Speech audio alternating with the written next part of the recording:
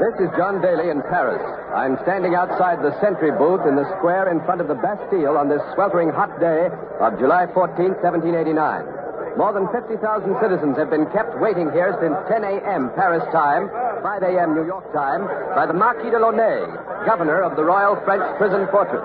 The crowd is demanding that the governors surrender the Bastille so that the people may have the arms inside to defend themselves against the king's mercenary troops who are at this very moment surrounding the city. If Delaunay refuses to turn the fortress and its arms over to the citizens of Paris, July 14, 1789. CBS is there. The citizens of Paris before the Bastille. Columbia asks you to imagine that our microphone is at this famous event. All things are as they were then, except for one thing. CBS is there.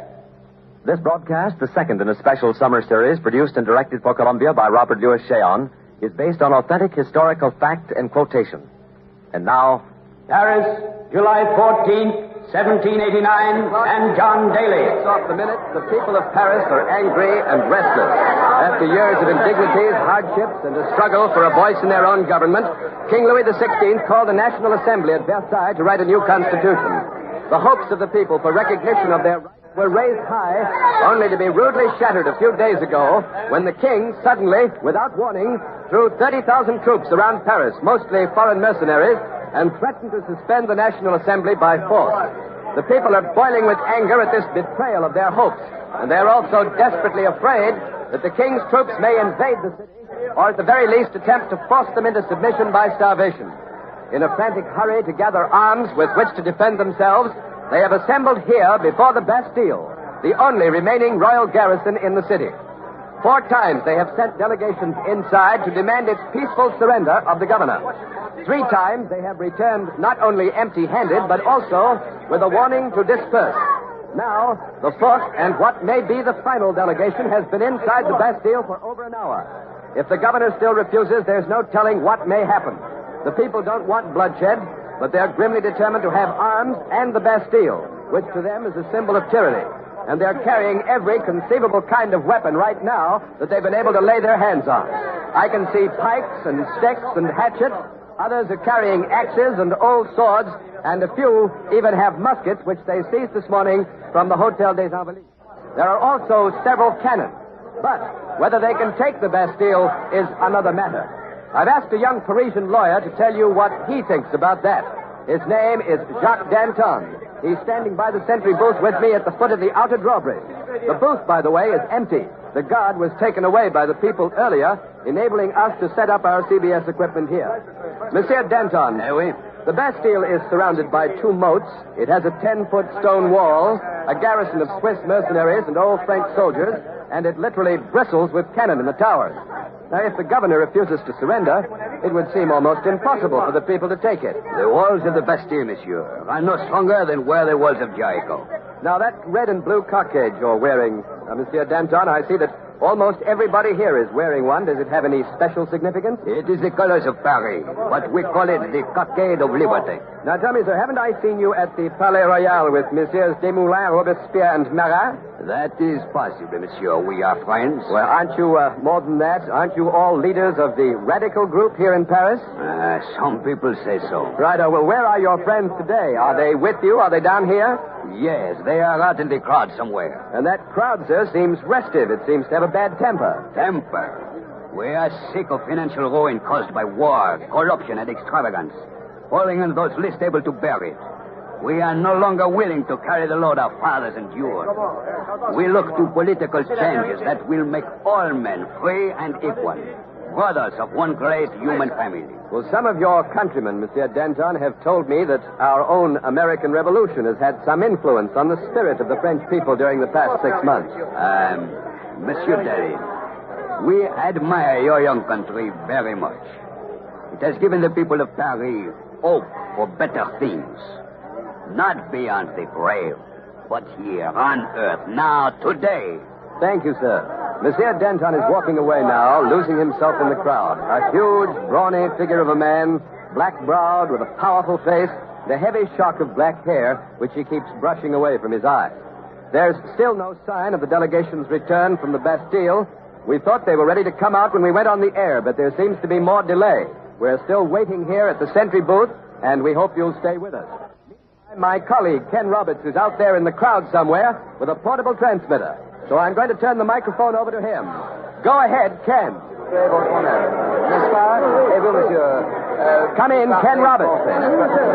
This is Ken Roberts. I'm standing approximately dead center of the Place de la Bastille, right in the very heart of this massive mob of people. It's hot here. The heat here is terrific. The temperature must be at least 110. Regardless of what happens here this afternoon, July 14th will probably be remembered by the people of Paris as the hottest day of the year. The crowd here around me stretches way back up the Rue Saint-Antoine as far as the eye can see, into the very heart of Paris. There are all kinds of people here, shopkeepers, middle-class citizens, and many of the city's 200,000 beggars. There are even some women and children. Most of them are poorly dressed and undernourished, reflecting the conditions under which they've been living for so long in these narrow, crooked, and dirty streets of Paris. They're standing and moving about in small groups. Some are hanging out of the windows bordering the square. I've been looking around here trying to find some people who can speak English, but I haven't had much luck except for one man. We'll get to him in just a moment. But first here's a typical young Parisian housewife, and I'm going Madame Dupré, monsieur. Oui, madame, s'il vous plaît. She is slender, dark complexion, hair disheveled, wearing a faded gingham dress. I'm going to ask her what she intends to do with that axe in her hand. Oh, demandez tout. Madame Dupré, qu'allez-vous faire avec cette hache? Détruire la Bastille, monsieur. Tout le monde a la de la Bastille. Nous en avons assez. À bas la famine. Smash the Bastille, she says. Everybody's smashing the Bastille. We're tired of starving. We've had enough. Mettre le feu aux quatre coins du château de Versailles. Madame Dupré wants to wipe out the aristocrats, to burn down the palace at Versailles. And she looks as if she means it, gripping that axe in one hand and a little boy in the other.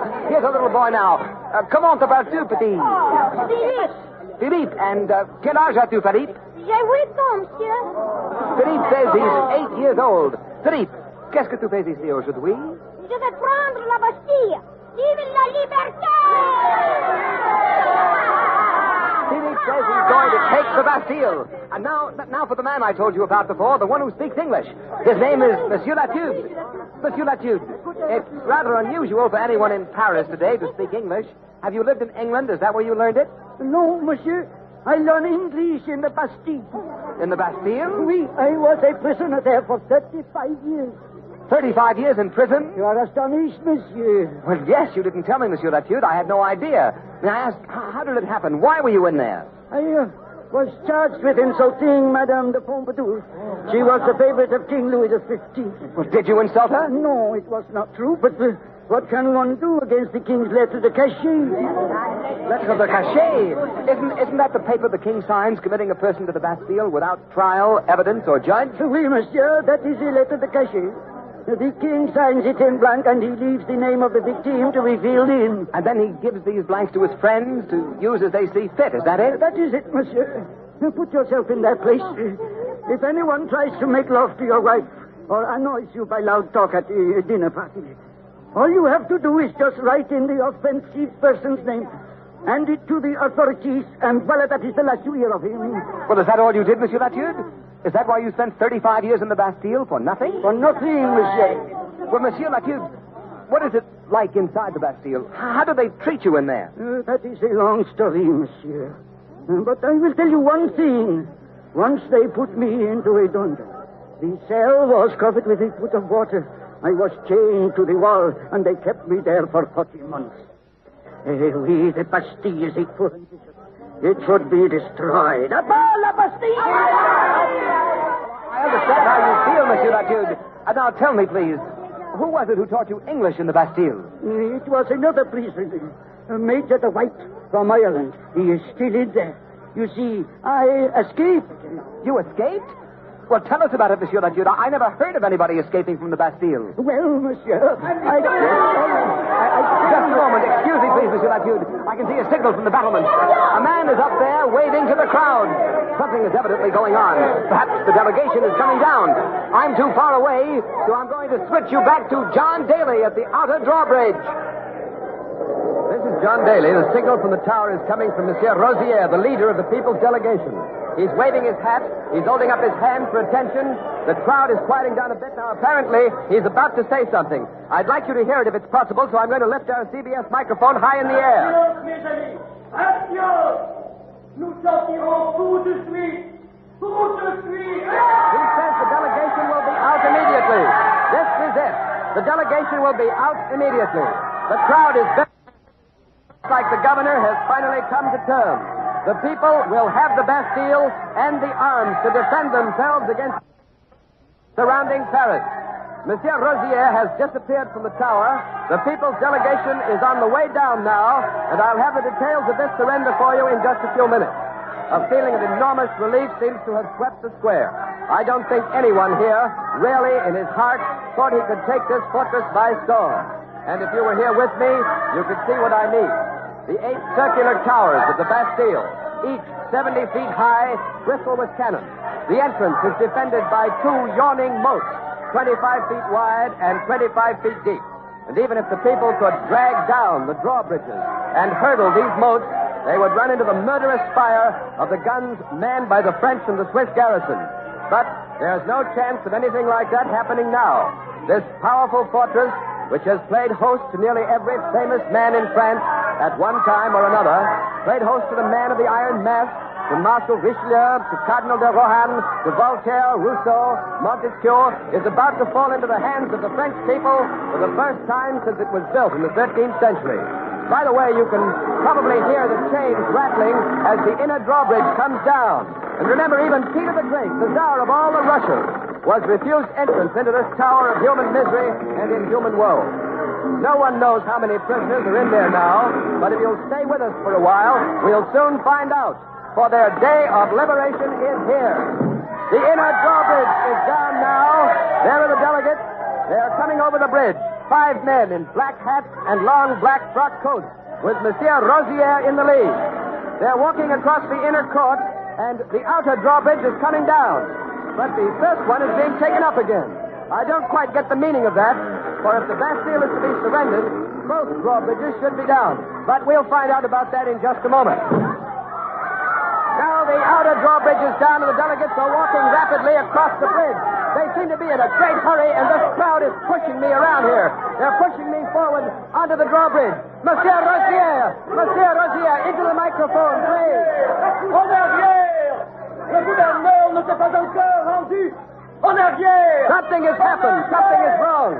Rosier has just shouted that the governor has not surrendered the Bastille. I'll repeat that. The governor has not surrendered the Bastille. Monsieur Rosier is right on the edge of the bridge with me. Now some of the people understand. They're pushing back towards the Place de la Bastille. But the ones behind them who haven't heard are still pushing forward. Attention, cab, s'il vous plaît, attention! There's a lot of confusion here, and I'm caught in the mob. En arrière! En arrière! La Bastille n'est pas encore en dos. Oh, it's no use. I just can't hold them. They pushed Rosier and the delegates aside, and we're being forced across the bridge with the mob into the courtyard. S'il vous plaît, laissez-moi sortir. En arrière! Attention, cab! I'm in the courtyard now, rather, and I hope the microphone cable is swung out over the drawbridge into the moat.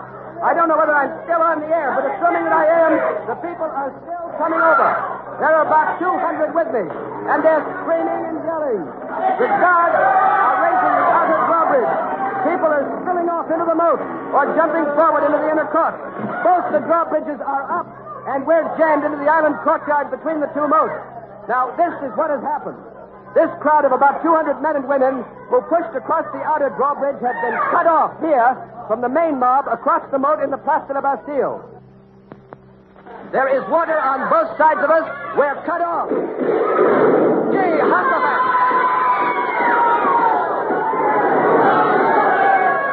The governor has turned the guns of the Bastille on the people here in the court.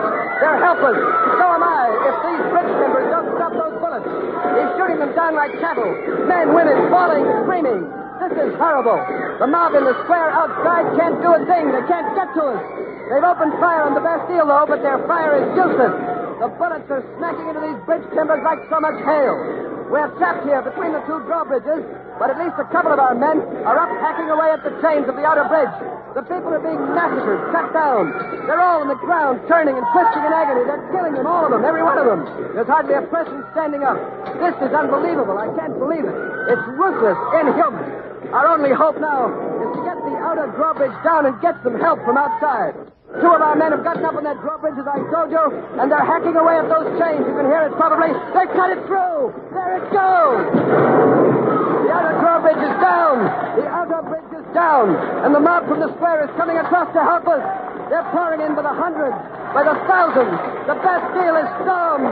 The people are storming the Bastille.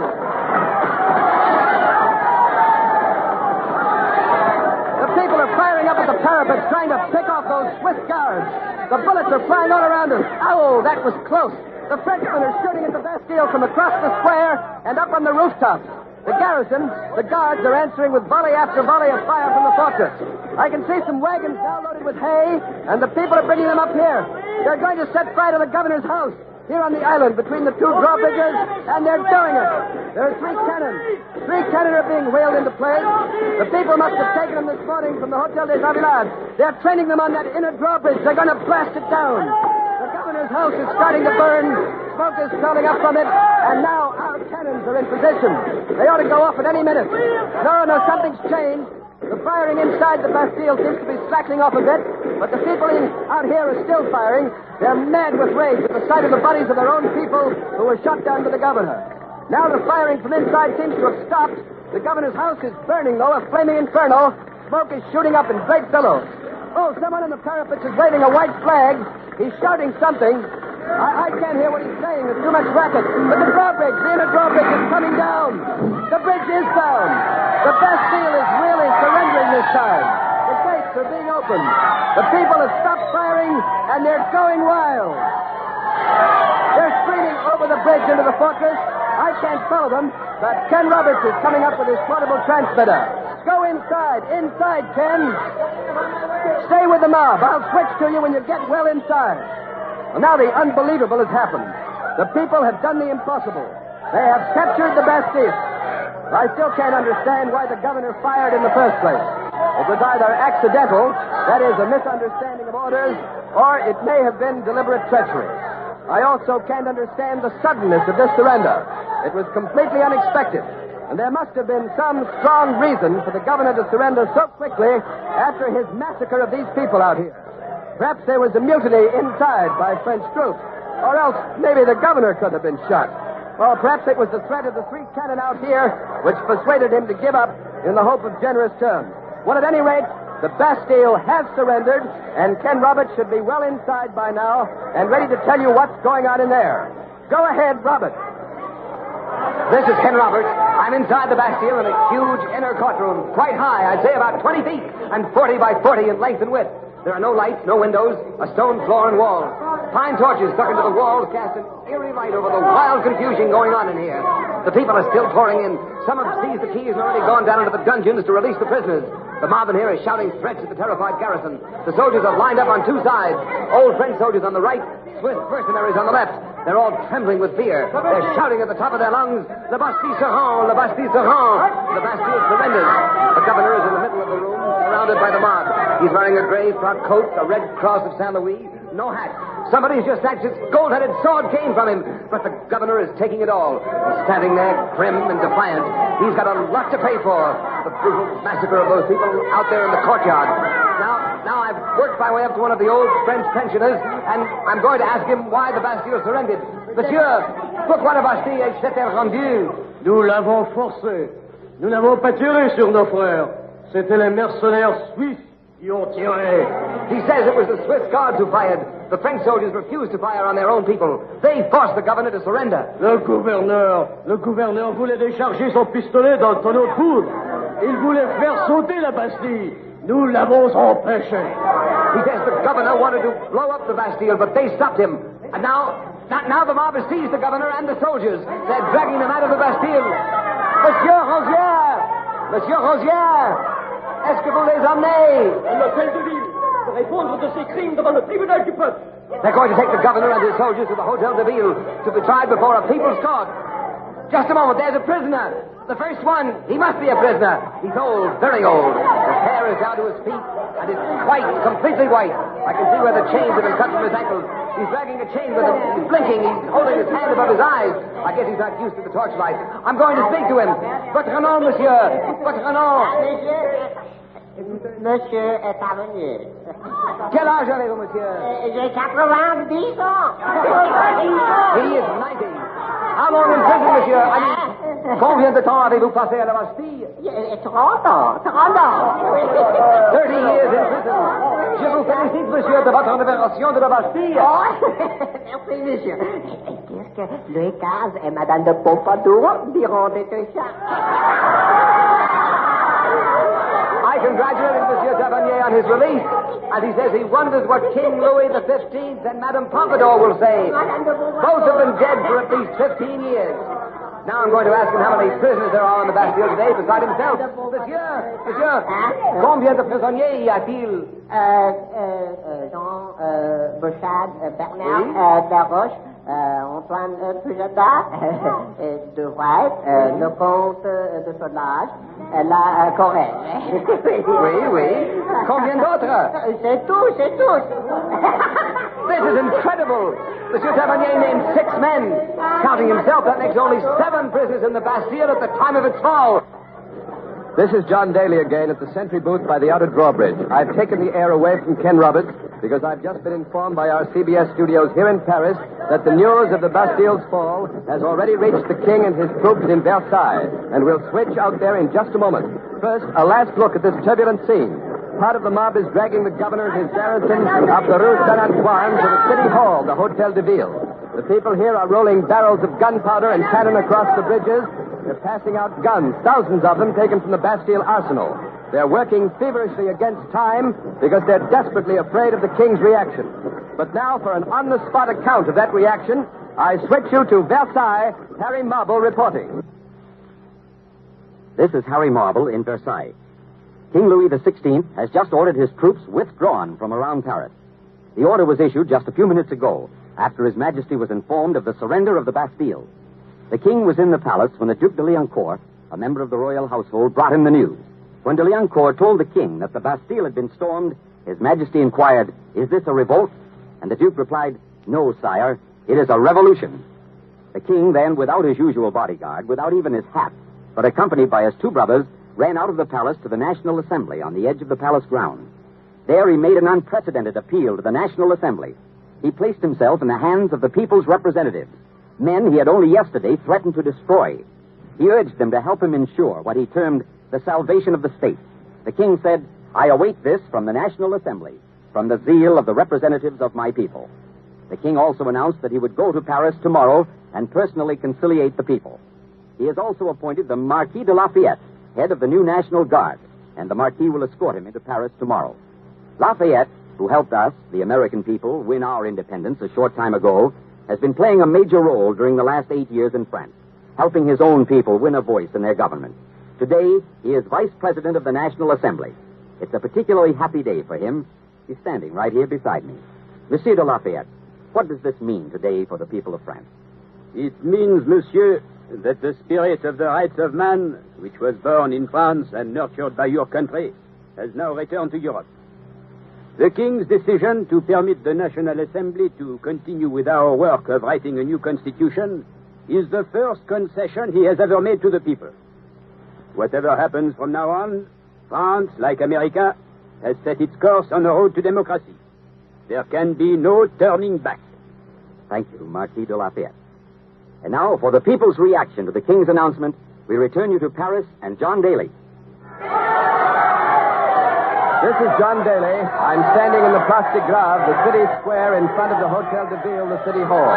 The unexpected news from Versailles has turned Paris into a frenzy of celebration. The people are dancing and parading in the streets, no longer in fear of their lives. They're shouting, "Long live liberty, long live France." The governor of the Bastille has been executed for the massacre of the 171 men and women murdered by his guns this afternoon. Several of the soldiers have also been executed, and one was thrown into the Seine. The heads of the governor and his soldiers have been placed on pikes and are now being carried around the city.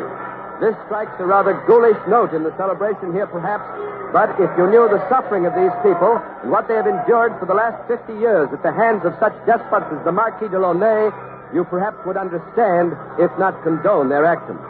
Tyranny always breeds violence, and to the people of Paris, the Bastille, with its drawbridges and dungeons, was a symbol of rotting tyranny.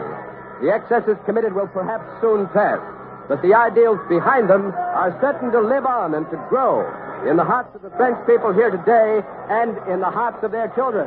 Oh, here come the paraders once again, and they're singing. I recognize the tune. It's Ça Ira, an old French dance to which revolutionary words have been set. They're singing about hanging all aristocrats from lanterns. The streets of Paris, you know, are lighted by lanterns swung on ropes stretched across the roadway. But let's listen to the singing.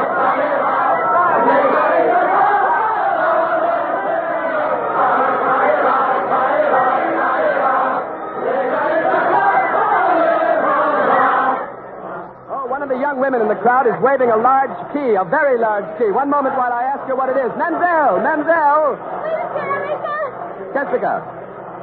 La clé de la Bastille. Oh, she said it's the key of the Bastille. Demain, je la donnerai au Marquis de Lafayette. And she says she's going to give the key to Lafayette tomorrow when he arrives in Paris. Oui, monsieur. Au Marquis de Lafayette. Il la donnera au général. À quel général? Washington. To Washington. Our General Washington and Lafayette's former commander. She's going to give the key of the Bastille to Lafayette so that Lafayette may present it to our own first President of the United States, His Mightiness George Washington. The crowd is still singing. I hope you can hear them. They're singing that song with a passion and hard to describe. On this 14th day of July, 1789, the day that will undoubtedly go down in history as Paris, July 14th, 1789. The Bastille is stormed, and the French Revolution begins. You have been listening to CBS Is There, the second in a special summer series of broadcasts of famous events. Next week, October 12th, 1492. Columbus discovers America. CBS is there. CBS Is There is produced and directed for Columbia by Robert Louis Cheon, who wrote tonight's broadcast in collaboration with Macaja Wren. This is CBS, the Columbia Broadcasting System.